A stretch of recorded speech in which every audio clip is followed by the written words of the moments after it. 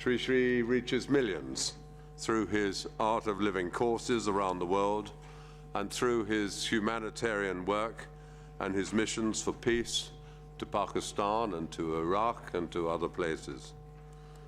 The Indian subcontinent, of course, has been the source of great spiritual thinkers for millennia, and we are understanding how very embracing and eclectic so much of that thinking has been. I recall a conversation with the Dalai Lama here a few years ago when he told us about the art of happiness and how we should focus our efforts on the small things we can change rather than the big problems which seem so insurmountable. I had the great pleasure of first meeting Sri Sri some 5 years ago when he came to this Parliament. The following year, in 2011, I experienced the extent of his reach and the power of his message when I attended his great gathering at the Olympic Stadium in Berlin. He even gave me the honor of allowing me to address the tens of thousands that were there. Somewhat more, I have to say, than attend many of the political events which I normally am addressing. Sri Sri's message is not rooted in any one religion, but is relevant to those of no religion and to all religions. My own family, strongly Christian, are all great believers in mindfulness and the power of meditation. Indeed, my youngest daughter, Selina, who is here today, is studying Ayurvedic medicine.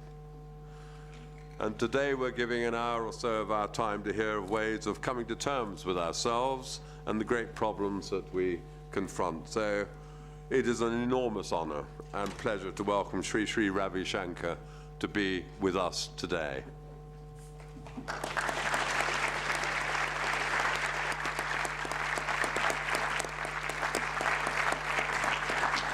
Ladies and gentlemen, before I give the floor to Sri Sri, I would like to offer the opportunity to my colleagues to say a few words, and my friends, Nojdeva.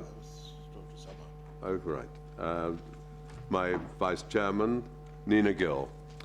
Thank you, President, and good afternoon, honourable members, Your Excellency, Ambassador for India, and Guruji Sri Sri Ravi Shankar.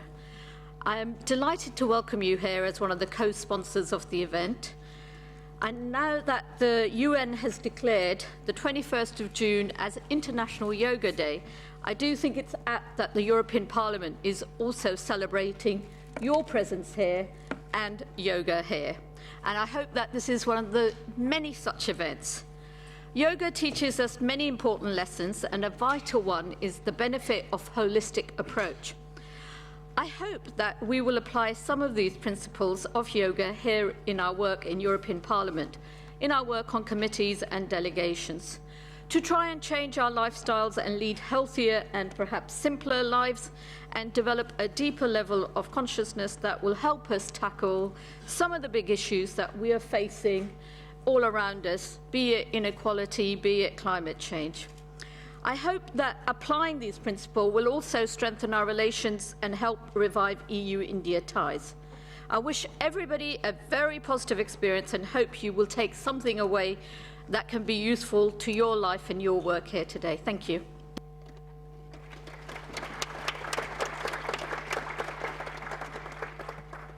And my good friend and colleague, Alois Peterle. Thank you very much, Chairman. Your Holiness, Excellency, dear colleagues, ladies and gentlemen, I would say that yoga is not red or black or green, but can strengthen everybody.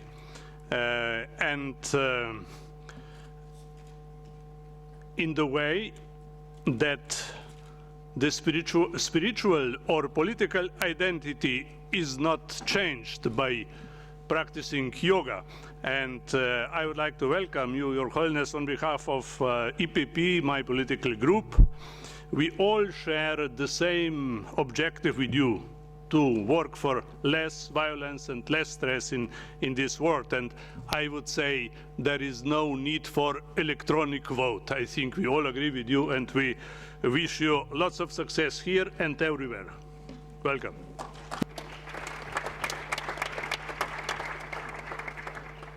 and my colleague Joe Leinen from Germany. Yeah, thank you, Chairman. Dear colleagues, dear friends, it's a special pleasure to welcome one of the most inspiring spiritual leaders in the world. And Sri Sri Ravi Shankar, welcome home to the European Parliament. I had the chance to follow your engagement since more than 10 years and have seen what tremendous success you have on all the hotspots in the world, whether it's Palestine, whether it's Iraq, Syria, your own country, elsewhere. And if I would have to decide, I must say you would be a candidate for the Nobel Peace Prize. That would be something you would deserve.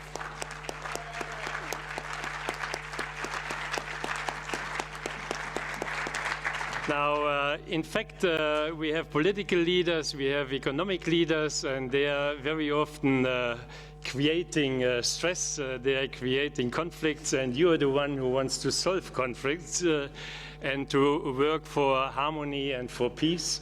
And to make it short, thank you for coming. We are looking forward to the message you give us today and the experience we share with you in the next hour. Thank you very much.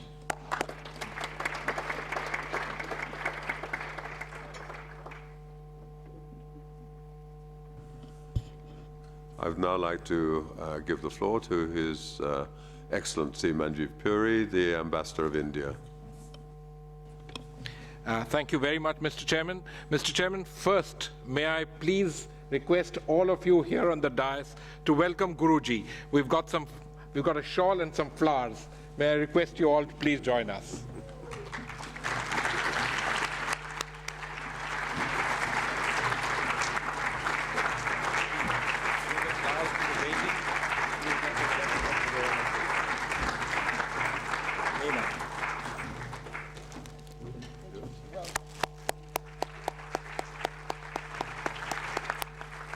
Please come.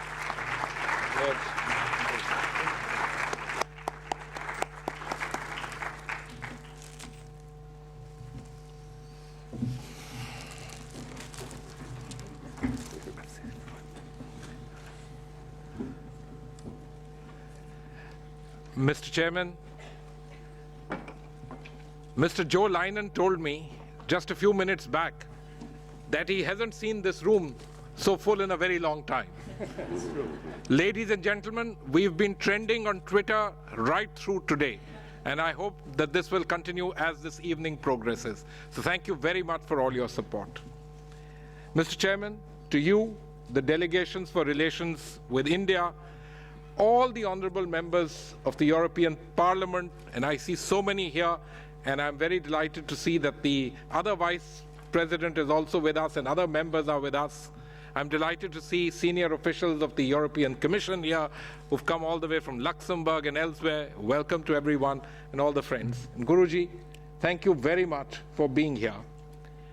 For me, it's a matter of great privilege, joy, and honor to see that something which has emanated from my culture, from our civilization, yoga, is now reverberating all over the world and finds echo in the hallowed precincts of the world's largest legislature, the European Union. For that, to all of you, honorable members of the European Parliament, we say a very big thank you. I'm also very delighted that we have received across the political groups of the European Parliament support for today's event. And I want to thank all the groups, every single one of you, all the different strands which are represented. I want to say that to me, this is reminiscence of everyone coming together, because Guruji, what you represent and what we take that you will be speaking to us about is something that unites and brings us all forward together in harmony. Excellencies, ladies and gentlemen, we want to play a small clip for you of Prime Minister Narendra Modi making a call at the United Nations last year in September for designating an International Day of Yoga. This will be followed by a short clip on Guruji Sri Sri Ravi Shankar. I want to say a very big thank you to each and every one of you, all of you who've supported this, every single one of you in your individual and in your collective capacities. Thank you very much. Thank you.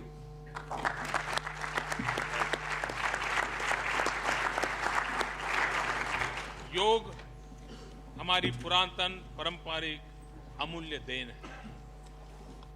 योग मन व शरीर, विचार व कर्म, संयम व उपलब्धि की एकात्मता का तथा मानव व प्रकृति के बीच सामंजस्य का मूर्त रूप है। यह स्वास्थ्य व कल्याण का समग्र दृष्टिकोण है। योग केवल व्यायाम भर न होकर अपने आप से तथा विश्व व प्रकृति के साथ तादात्म्य को प्राप्त करने का माध्यम है। यह हमारी जीवन शैली में परिवर्तन लाकर तथा हम में जागरूकता उत्पन्न करके जलवायु परिवर्तन से लड़ने में सहायक हो सकता है। आइए हम एक अंतर्राष्ट्रीय योग दिवस को आरंभ करने की दिशा में कार्य करें।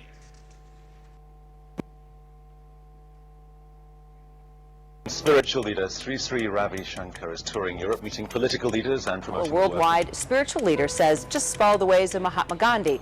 Take on hatred and killing through meditation, love, and understanding. Art of Living, a course designed to teach people how to breathe. More people are searching harder for inner peace these days. Would you agree? Correct. Sri Sri Ravi Shankar, known by millions simply as Guruji, was born in southern India in 1956. As a small child, his parents would find him deep in meditation, and at only 4, he astonished teachers by reciting the Bhagavad Gita. By the age of 17, Sri Sri Ravi Shankar was a scholar in Vedic literature with an advanced degree in physics. Sri Sri Ravi Shankar is a world-renowned spiritual and humanitarian peace ambassador. He unites people of different faiths and traditions through emphasizing shared values. To realize the vision of creating a stress-free and violence-free society by reawakening human values, Sri Sri has established the Art of Living Foundation in 1981 and its sister organization, the International Association for Human Values, in 1997. Since 2006, the European Parliament in Brussels has been the venue for the World Forum for Ethics and Business. Business and ethics are often seen as two separate worlds. It is believed that those who are focusing on ethics and social responsibilities may not be competitive. The WFEB is an annual event which brings together leaders from business, politics, academia, civil society, and faith-based organizations for a dialogue on new leadership style that supports inclusive and sustainable development and ensures profitability for businesses. Conducting free workshops for prison inmates around the world, providing genuine rehabilitation and breaking the cycle of violence, prison and reoffending, and so reducing global crime rates.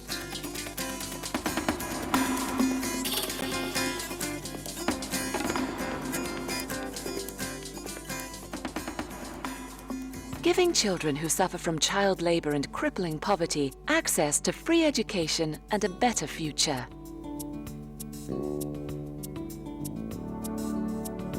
Empowering women in rural areas to have economic independence, and so bringing social change to themselves, their families, and the whole community.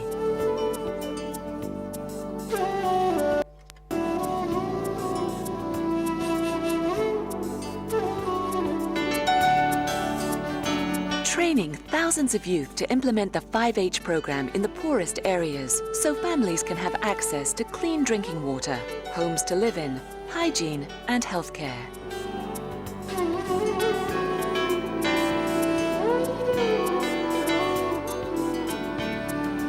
Bringing organic farming to remote villages and planting millions of trees to help save our planet.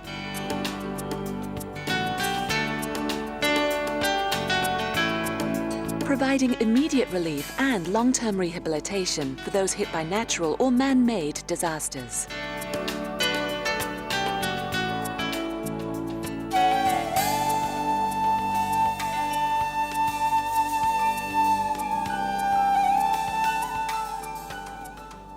Visiting visiting over 40 countries a year for peace mediation and advocating intercultural dialogue, Sri Sri is particularly adept at bringing opposing parties to the negotiating table in areas of conflict such as Iraq, Kosovo, Sri Lanka, the Ivory Coast, and the Indian states of Kashmir and Bihar. As an ambassador of peace, he plays a key role in conflict resolution and spreads his vision of non-violence at public forums and gatherings worldwide. والله حقيقة هي تجربة أولى مارسنا مع حضرتك كان شيء أولي فلاقينا في بعض الصعوبة بداية الأمر لكنه حقيقة عشنا شيء جميل يعني. أكيد هذه الدورة يعني كشيء مهم بالنسبة لنا. لذلك من قلت انه فعلا هو نقطة تحول في حياتي، فعلا كانت نقطة تحول في حياتي على مسارات شخصية كبيرة جدا، حتى على مسارات قرارات على مستوى شخصي. מקבל את עצמך לפני שאתה מקבל את האחרים. וזה הדבר הכי משמעותי שקרה לי פה. וזה פשוט קרה, כי אני הקשבתי וקיבלתי ושמעתי אותם, את החוויות שלהם, וגם Even now, killings prevail. Due to this, there is fear in people. But we decided to go to Guruji. Now, with what we have learned here, we will spread the message with love, not with weapons. After meeting Guruji and experiencing the Sudarshan Kriya, we have realized that what we were doing was wrong.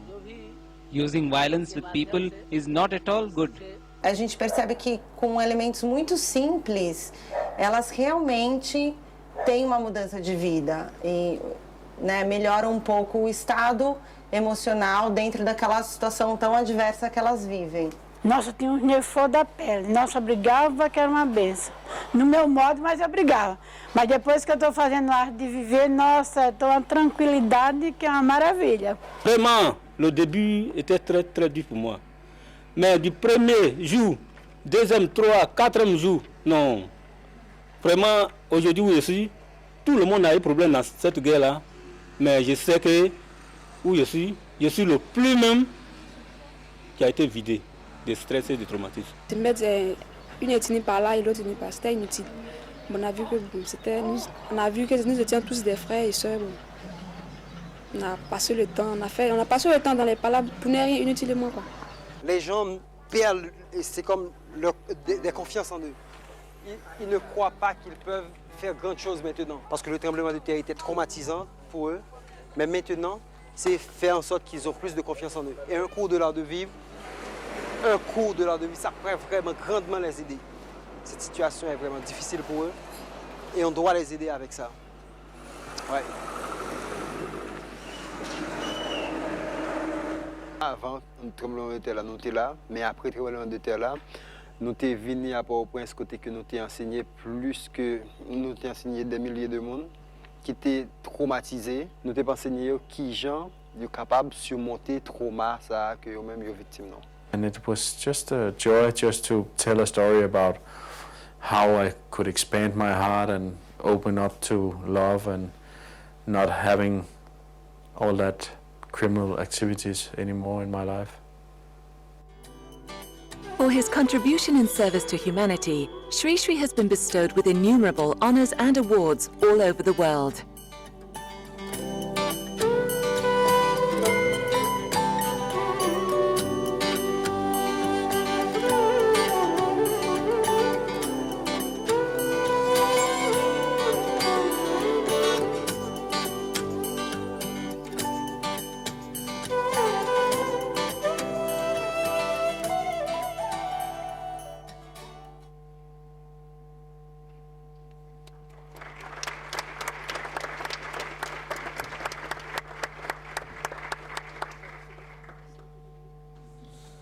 Excellencies, ladies and gentlemen, and a particular welcome to a Member of Parliament from the National Parliament in Belgium, Sarah Klauhut, who's with us today as well.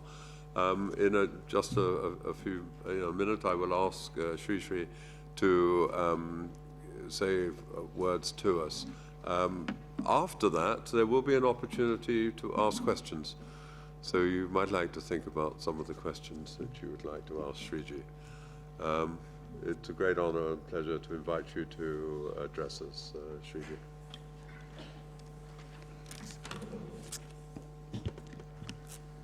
Thank you very much, Honorable Chairman of the House, and the dignitaries on the dais, my friends, His Excellencies, and members of this great European Parliament.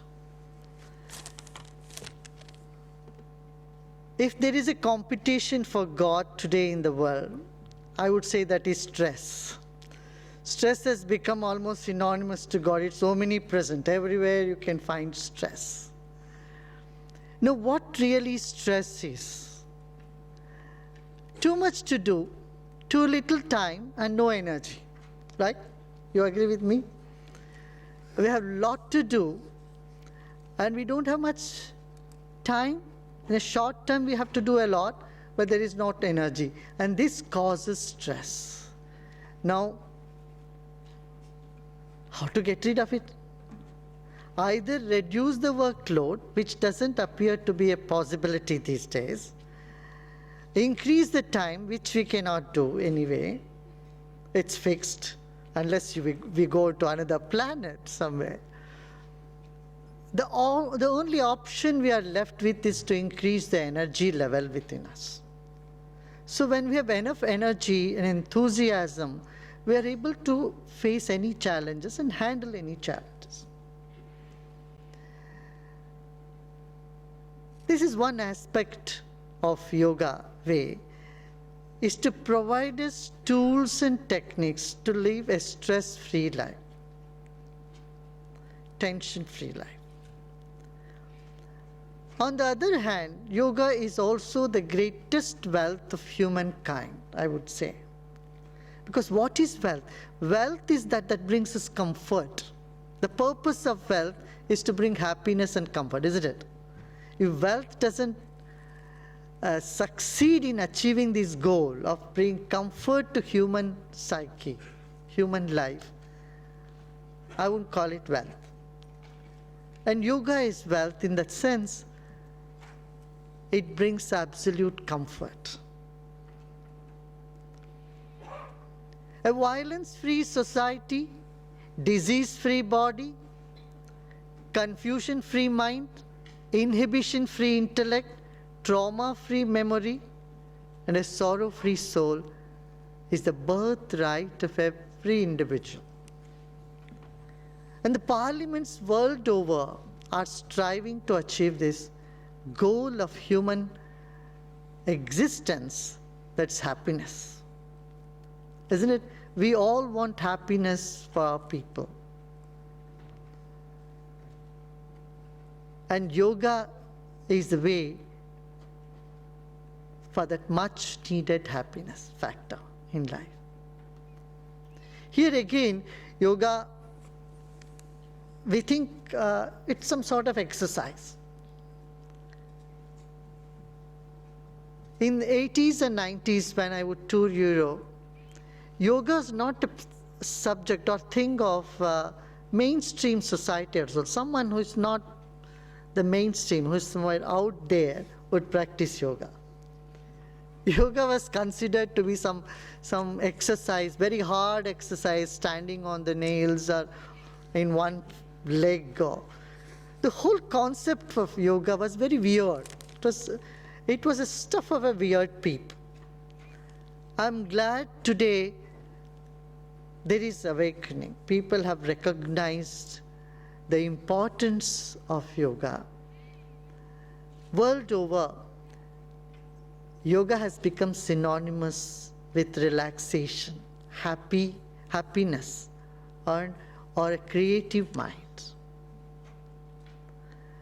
Even big companies in advertisement, they put people sitting in a yoga position in meditation pose to depict the inner peace one has.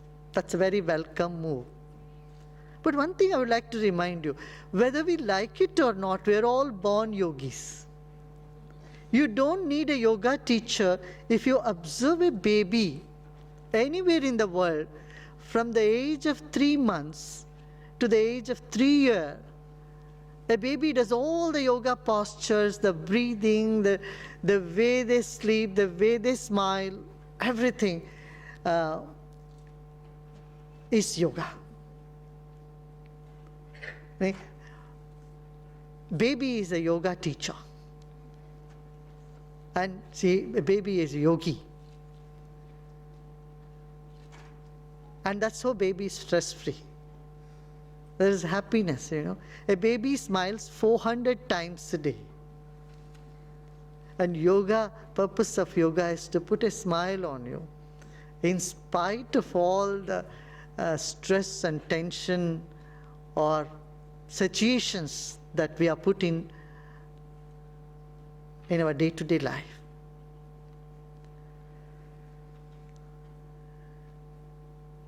Now, the benefits of yoga are multifold. There are many, many benefits. Number one, health benefits. Second is it changes the behavior of a person because behavior depends on the stress level in a person. It creates a friendly disposition and a very pleasant atmosphere on people. You know, in fact, we convey a lot through our presence, our vibes.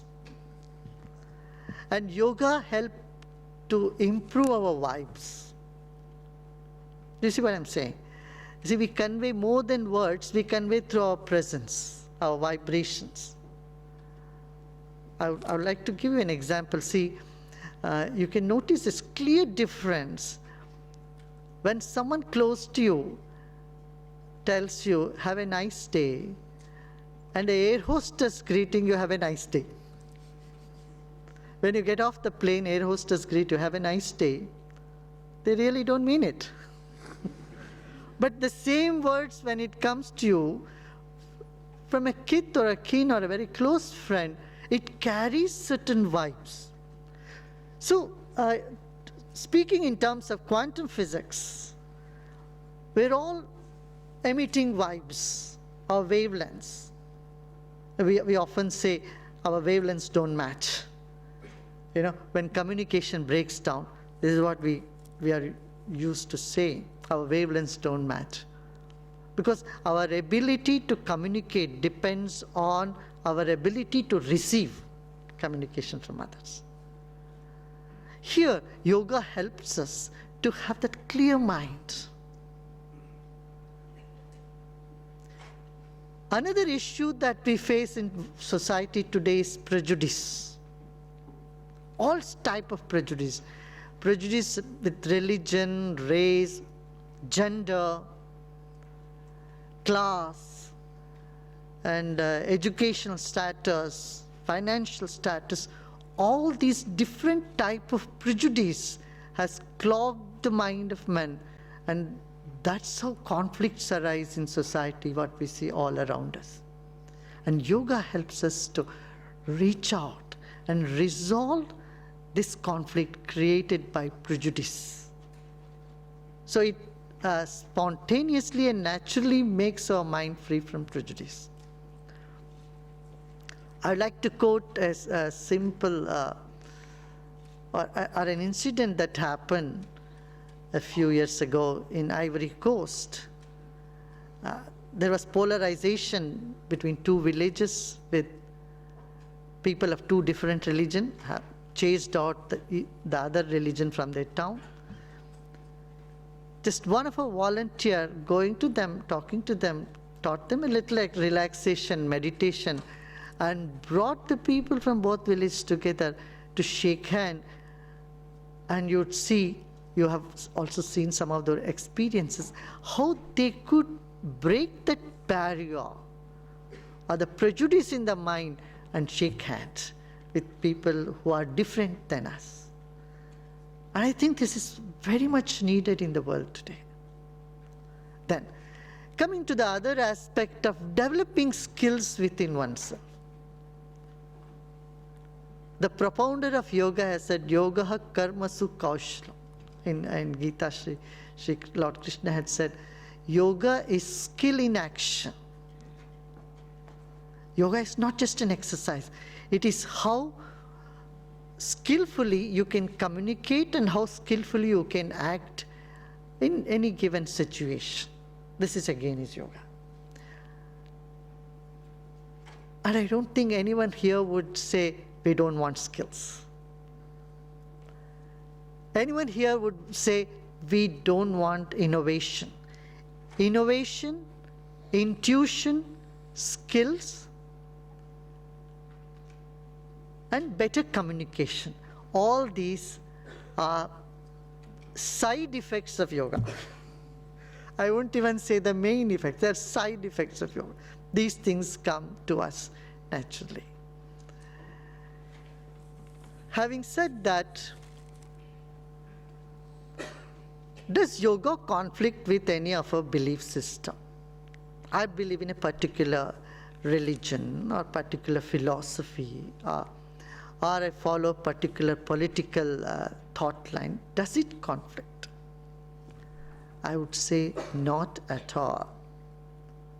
Because yoga always promotes harmony in diversity. It encourages diversity. The word yoga itself means uniting all diverse aspects of existence, of life.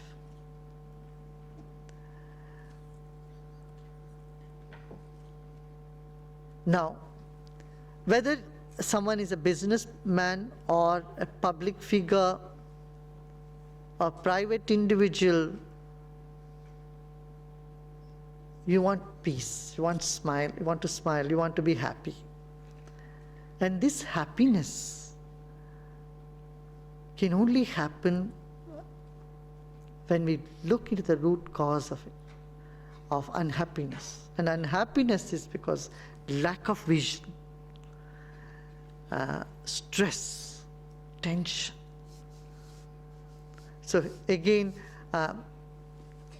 European Union have been talking quite a bit about also GDH. I suppose from GDP we are moving towards GDH, gross domestic happiness.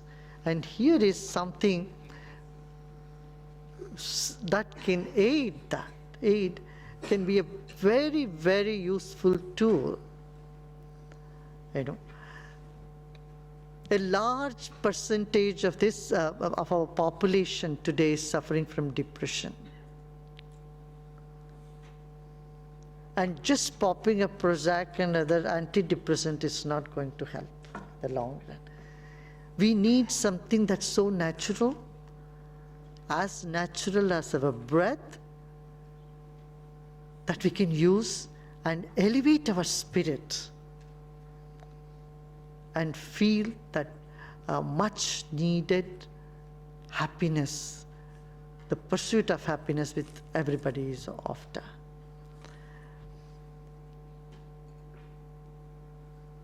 When we are happy, what is our experience? What is our feeling? I just want to ask you a question. When you're happy, what is that you feel? Have you noticed a sense of expansion within you? Suppose you're complimented or you accomplished something you wanted to accomplish.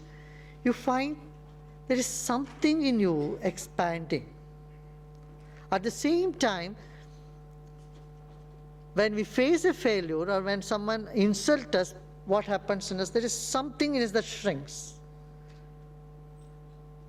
So, yoga is putting our attention to this something in us that seems to be expanding when we are happy and crushing or contracting when we feel unhappy. Often we feel helpless about our negative emotions because neither in school nor at home anyone teaches us how to handle our negative emotion, right? If you are upset, you remain upset to wait for time to heal you.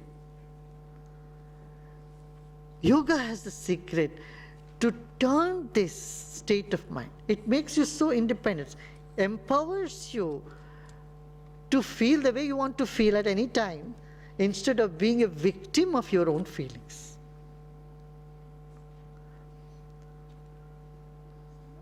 in our experience in teaching in prisons around the world with 500,000 people, this is what we have found.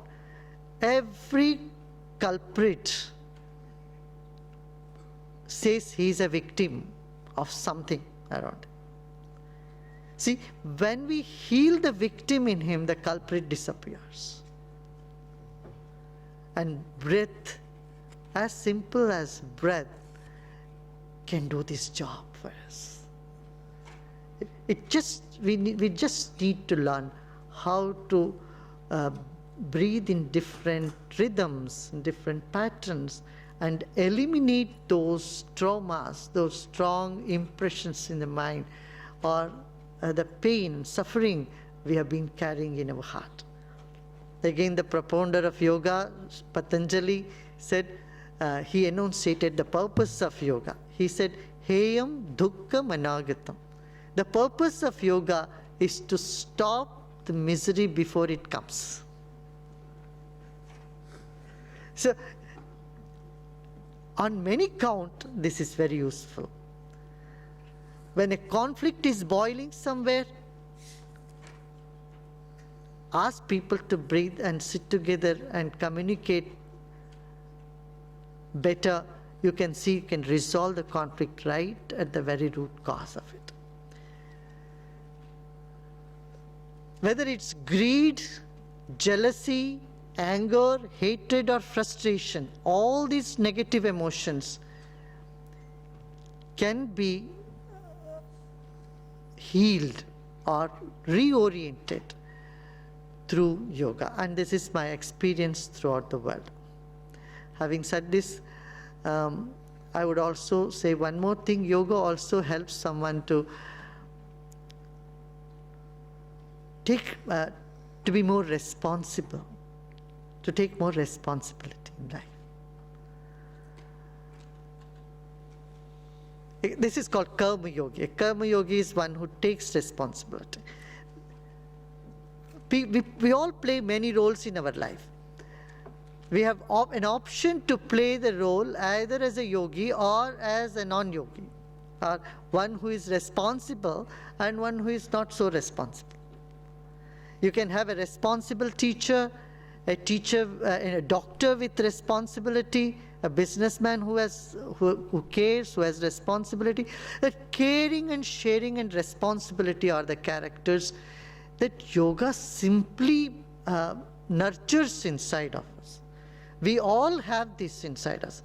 The entire population has, but it needs nurturing. And yoga is the one, I would say, is one of the best tools to nurture an individual to take responsibility. Now I'd like to lead you through a short exercise, desktop yoga and desktop meditation, which you can use it in any stressful time whenever you need. Okay?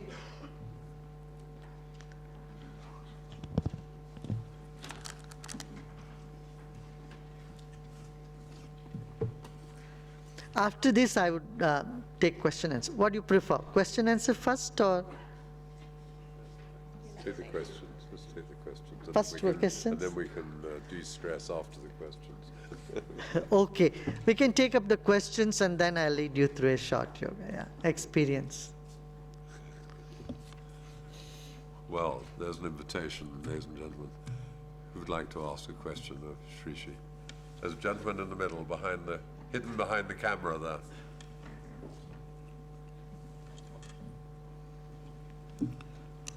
Guruji, namaskar. I have a very simple question for you. Is it possible to synchronize the left and right sides of the brain? And is it possible to train oneself to balance the logic and music? Definitely. That's why we have two nostrils.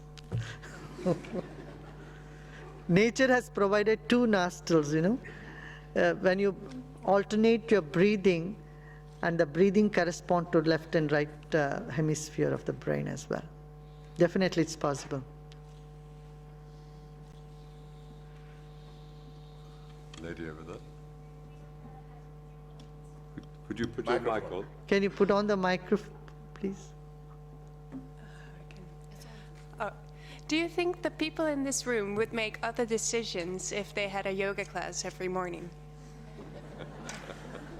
Well, maybe we made the right decision. I think that's a first right decision.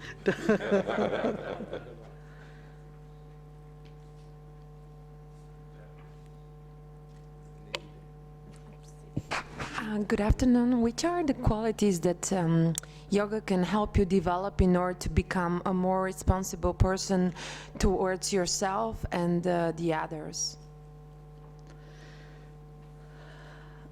Yeah, I think I just explained that yoga can definitely make you more responsible because it creates more energy and enthusiasm in you. You know, when you don't like to take responsibilities, when you're tired, right, and stressed, if you have taken care of these two issues and you have enough enthusiasm and energy, you'll definitely take more responsibility. And responsibility with a sense of lightness.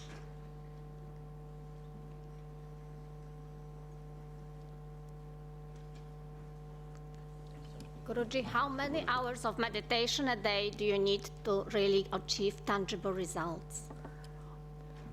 I would say about half an hour would do. Half an hour to 40 minutes morning, including exercises, breathing technique, and meditation, should do. The gentleman towards the rear there. Yes? Yeah. That child is the best yoga teacher, and we all understand when the child is between 3 months and 3 years.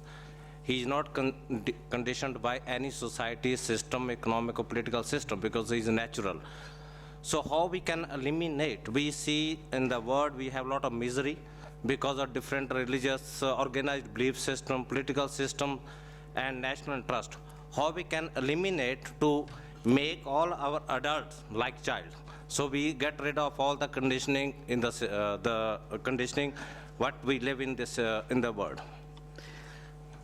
You know, when we go to the root cause of conflicts, you will find it is stress and mistrust and fear among the people, fear of the other. And yoga, you can get over all the three. The fear of the other vanishes because you have broadened awareness, broadened consciousness. You feel everyone is part of you and you are part of them, right?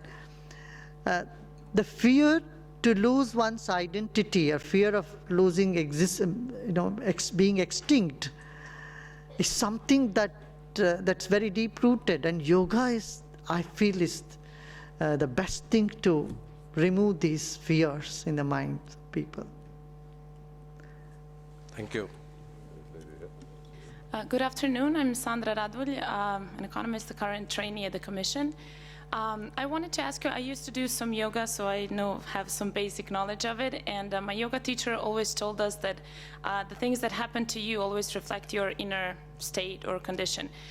So my question would be, can you transmit the same logic or the philosophy to the level of a group, meaning that the countries are, the things that are happening to certain countries or something like that would reflect what's inside of them or similar? Thank you. Yes, we reflect what is the society, and society reflects what we are. In a broader sense, yes. But you see, a society, a group of people, and when the tension is building up, that group that group fear begins there. And mob psychology is very much compared to an individual reflection of what people are feeling. I'm sure that, that could be addressed through right education. Yeah. Gentleman here. Excellency, I have never done yoga in my life, and that's why I've just a very simple question. What is yoga? Is it meditation? Is it a movement of the different postures of the body? And if they are so, what is the scientific linkages between those things and what happens inside, which leads to such a dynamic effect in the form of resolution of conflict and giving us peace of mind? Okay. First, I would like to refute your first statement. You have never done yoga in your whole life. You have done as a baby, but you don't know it. Because not a single child on this planet has come up without doing yoga. As soon as we are born, you know, when we sleep, as a babies, if you see, we put this mudra, it's called chin mudra, sleeping. In any part of the world you see, how when babies are lying down, they lift their legs first. And then they go on their belly and try to lift the shoulders. So they do the bow pose, and then they try to hold the toe. So asanas, to some extent, every child has done on this planet. And then coming to the breathing pattern, the way we breathe is much different from the way baby breathes. And baby has a stress-free mind, a happy mind. So all the signs of yoga are already there in a baby. So we have all been yogi, we are just going back to our roots. And now yoga is eightfold yoga, 8 steps to it. In one among that is exercise also, certain postures, physical postures. But mainly maintaining the equanimity in the mind, in the center core, you know, samatvam yoga uchyate. Yoga is equilibrium in mind. What you can do with mindfulness, any action that you can do, you're performing, at the same time you are aware of it, what you are doing, what you're saying, makes you a yogi.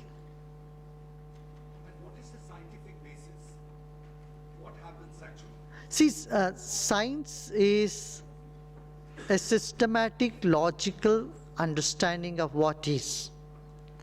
In the sense, yoga is a science, that it is a systematic understanding of the subject. Knowing what this is science. Knowing who am I is spirituality. But both are science.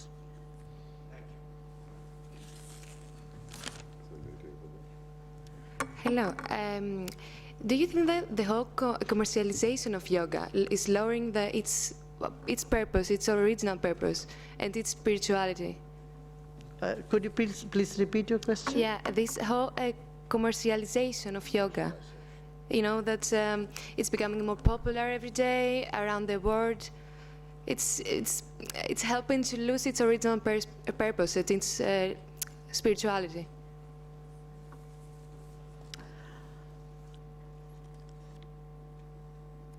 Commercialization is to do with people, not to do with yoga.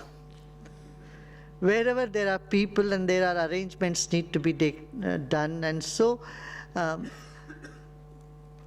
commerce becomes a part of it. Do you see what I'm saying? But if yoga is denied to people because they don't have money, I would say that is wrong.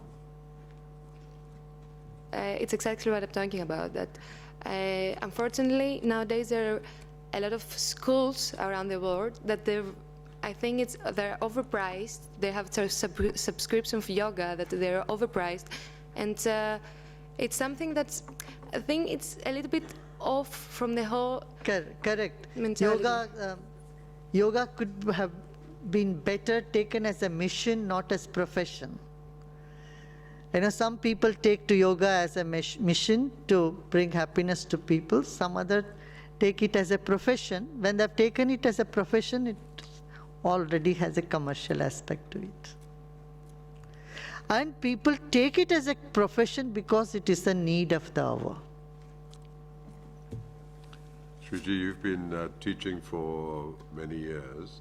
May I ask you, over all those years, have you changed your mind on any aspect of your teaching? Do you think now you are a very different person to when you started?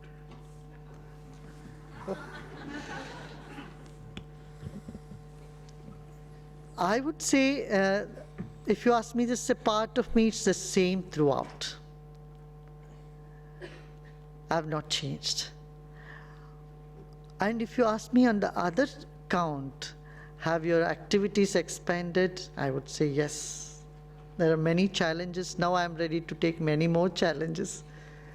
In that sense, yes. So the answer to this question would be yes and no.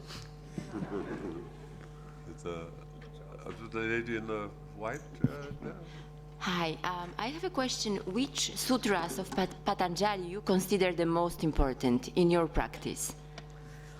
The very first sutra of Patanjali, that says, Yoga Chitta Vritti Nirodha, Tada Drishtu Swarupe Avastha. Establishing in the seer is yoga. Getting back from the scenery to the seer. Charles? Thank you, and I have to confess I've never practiced yoga except when you came before and I did a bit of meditation, but I've always been impressed by the relaxed state and spirituality of gurus generally and yogis that I've met over the years. But I'd just like to be devil's advocate, speaking as a Christian, as a Catholic. What do you say to those, particularly, leaders of monotheistic religions, senior clerics in my own religion, in my own faith, the Catholics, that say that yoga has its origins in Hinduism and pantheism, and therefore, and also focused entirely on the physical aspects of the body, can undermine Christian prayer, and therefore, for Christians, it's not necessarily the right approach to spirituality. But just as devil's advocate, how would you answer that from, say, you're a devout Christian, whether that's compatible with the practice of yoga? Yeah. I would say by eating Chinese food, we don't turn to become Chinese. And by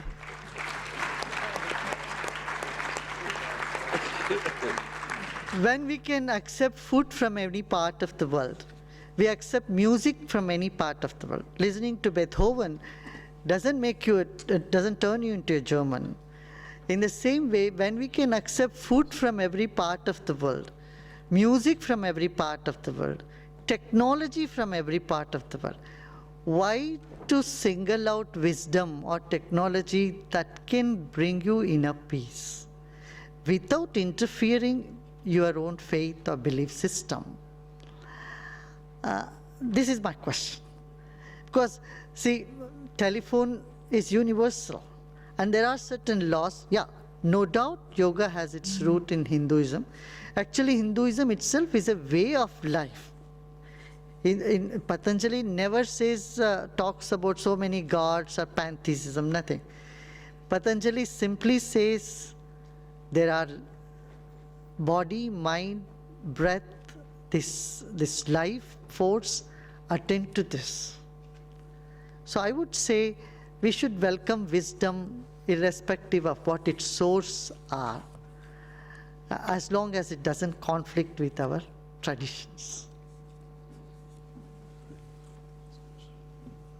Ladies and gentlemen, I'm afraid I'm going to have to call an end to the Q&A session because I think now we have perhaps the most important part of our meeting with Sri Sri, and I will ask you now to take us into some breathing. In short, some little exercises on desktop, I would say. See, the first thing that happens to us when we are stressed is we lose our smile. Do you agree with me? You can't be stressed and be smiling. They don't go together. So what happens when we lose our smile? Where do they hide? They seem to hide somewhere in between the jaws. There is a knot that comes up in between our jaws. So let's take 3 fingers and place it in between our jaw, the jaw joint, and give a little massage there. pull that smile out, which is hiding right there. I'm glad already it's turned into a laughter. Yeah? Okay. The second sign of stress is we frown. You know, when we frown, 72 nerves, muscles are functioning. The stress is so much on that. So let's straighten our eyebrows.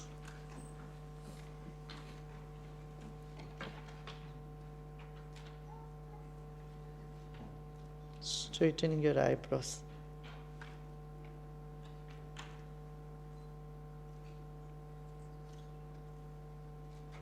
For women, don't worry about your makeup, but just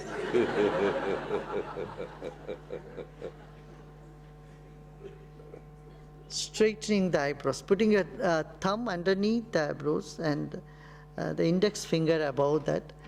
If you do a little gentle massage, you see, these things we naturally do. Whenever we are stressed so much, where our hand goes, it goes here like. And then we make another sound, very important sound, when we are upset. Have you noticed?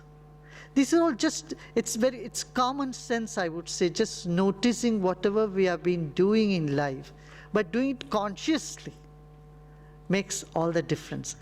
Take a deep breath in.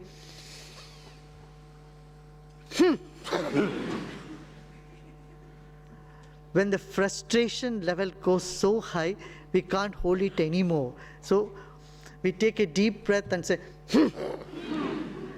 So this is also a stress buster. There is a beautiful story in the ancient scriptures. It says when so many demons rose up and the Mother Divine came and she just took a deep breath and said, and all the demons vanished. So stress is the real demon. What you can do is take a deep breath in. Once again.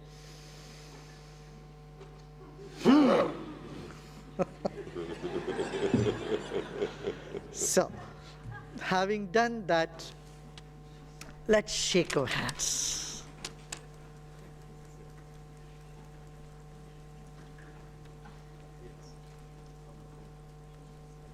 Okay? Yeah. Now, let's look to our right side of the nose and then left side of the nose. Let's move our eyeballs. Left, right, left, right. Then let's look up and down. Roll your eyes up and then bring them down. And let's roll our eyes clockwise 3 times. And then anti-clockwise 3 times.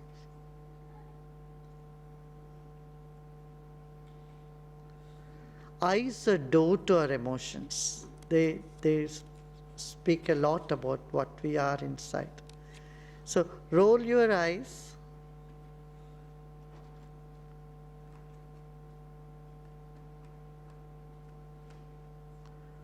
And then let's blink our eyes. Blink.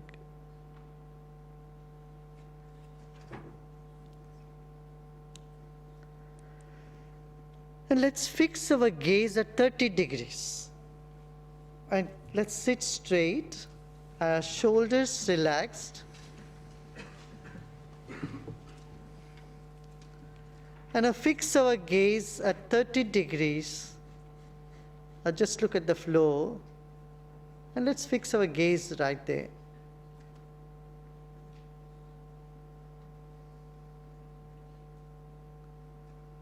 Just for 3 minutes, we're going to keep our body still and immobile.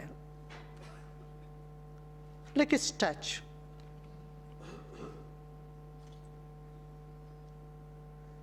Let's take our attention on our body. This body of ours is a precious gift to us. With billions of cells, trillions of cells in it. Let's keep ourselves still and immobile, bringing our awareness to our own body.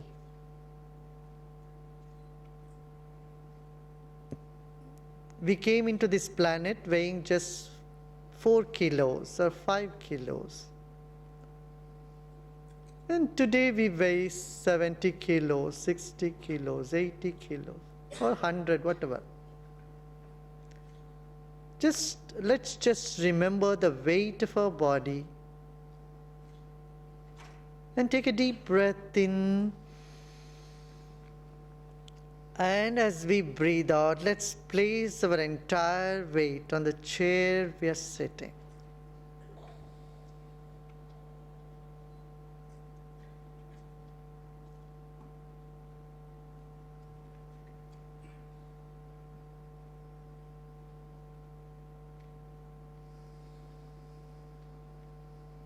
And relax our shoulders.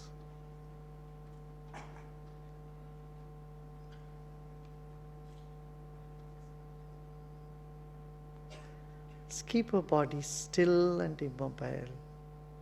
Our gaze fixed at a point in front of us.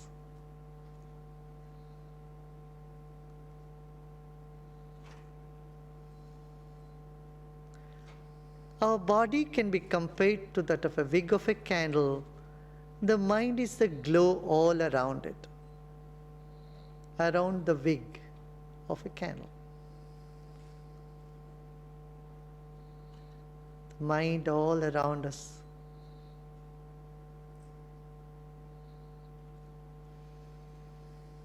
Now gently you may close your eyes if you feel so.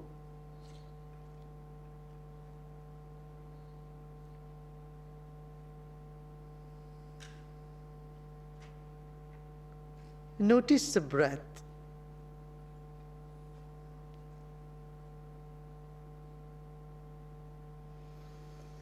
Incoming breath energizes the body, and outgoing breath brings relaxation. Let us become familiar with this phenomenon that's happening all the time.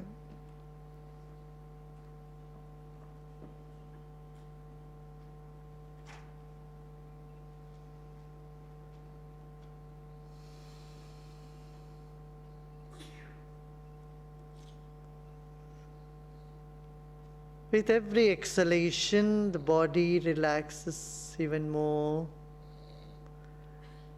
And as the body relaxes, the mind expands. That something in you expands.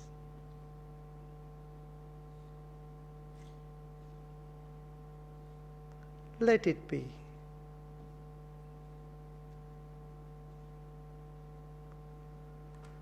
Now, whatever thoughts are coming in the mind, just let them come.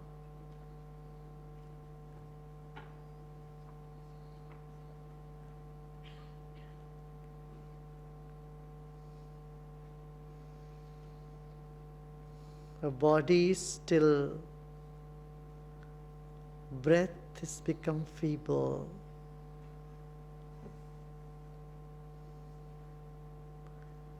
Slowly, mind is settling down.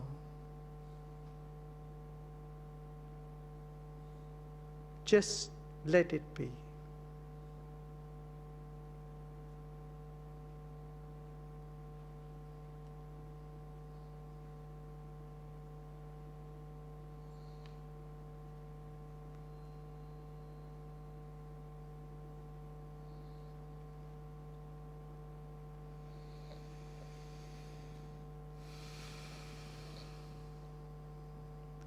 Let's take a deep breath in with a big smile. And breathe out with a smile.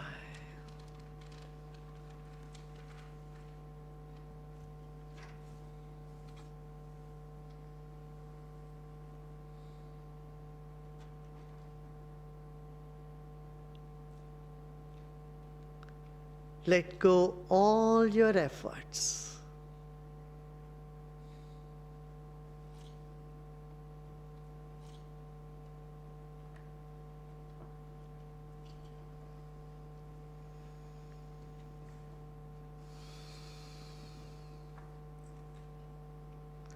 Incoming breath energizes the body, and outgoing breath brings relaxation. Let us become familiar with this phenomenon.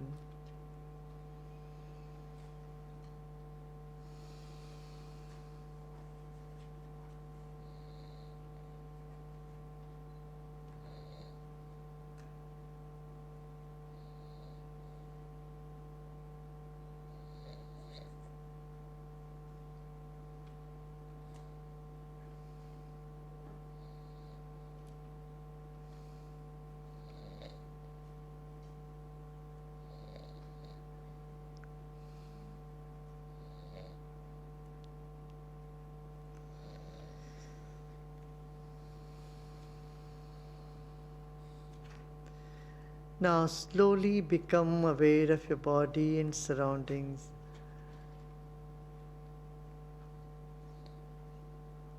And slowly, gradually, you may open your eyes. Relax your shoulders more. And gently, you may open your eyes.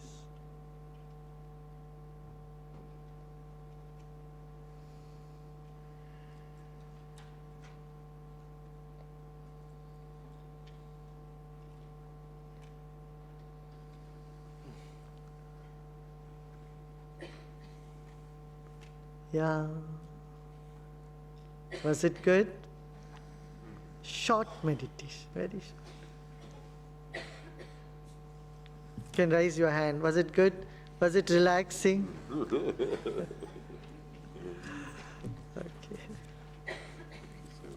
Thank you.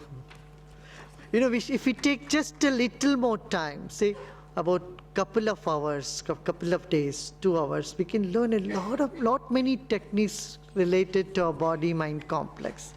Simple things which would come in handy for us when we are facing a lot of stress and when we have to, as decision makers, when we have to make important decisions. I would say just take the 10 minutes, sit back, relax, just center yourself, and you'll find something wonder happening inside of us all. Inside.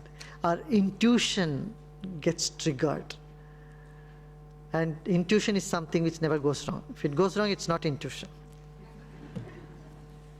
Thank you.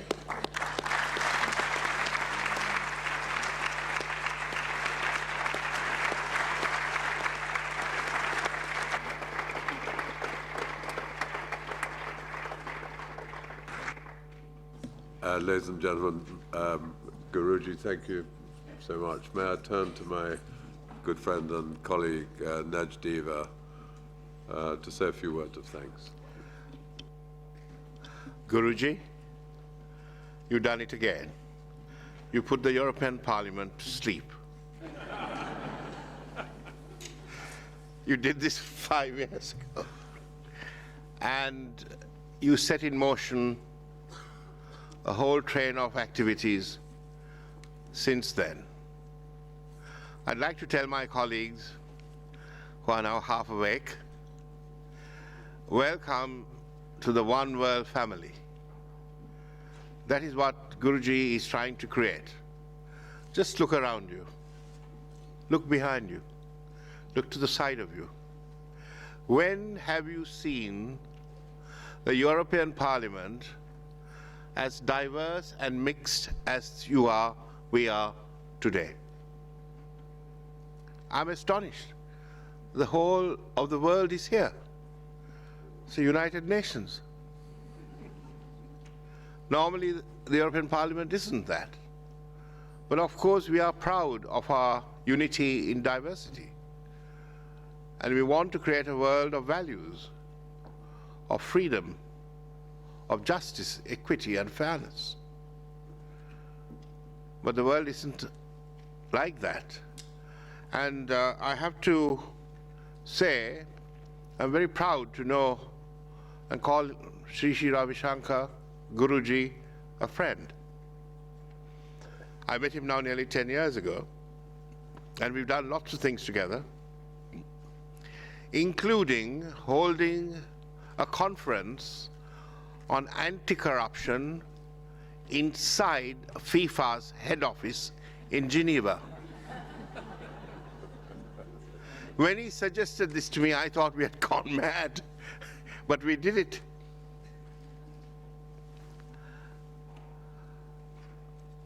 The world is a challenge, and every day new challenges.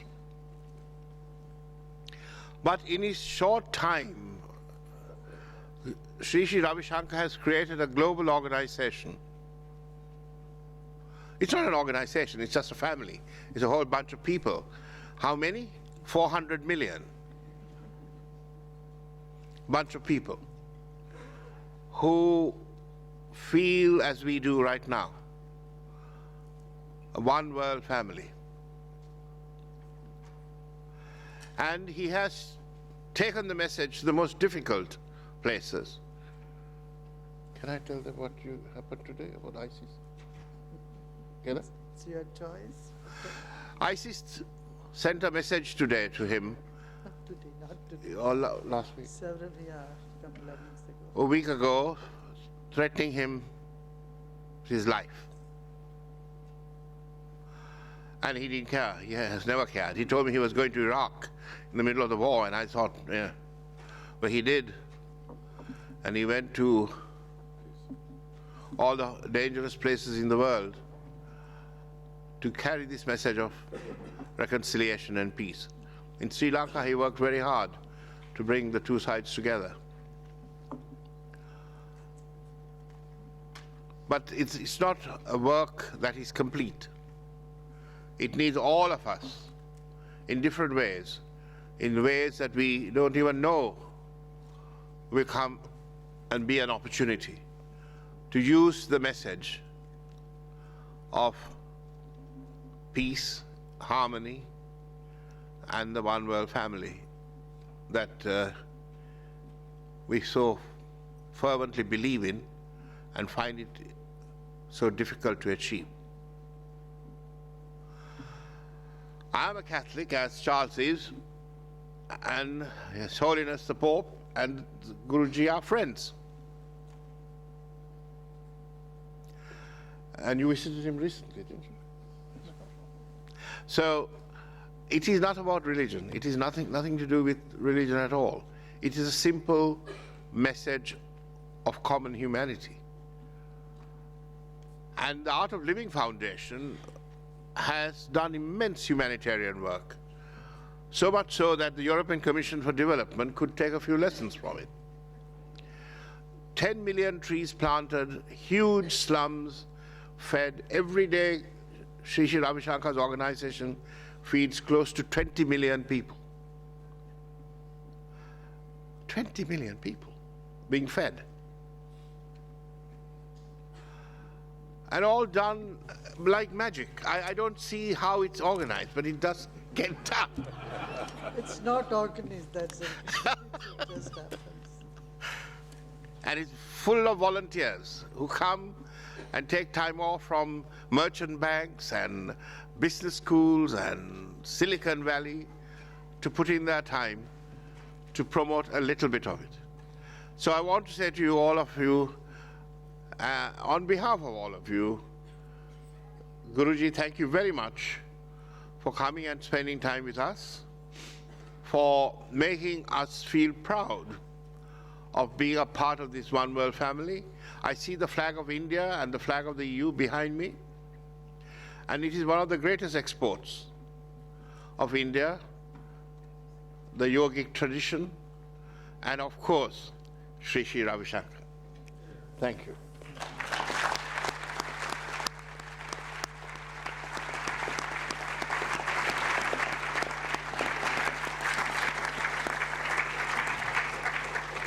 Thank you, Naj. Thank you enormously, Sri Sri. And thank you all for joining us today for this great event. And I'm told, by the way, there's fruit outside for you all to help yourselves. Thank you so much.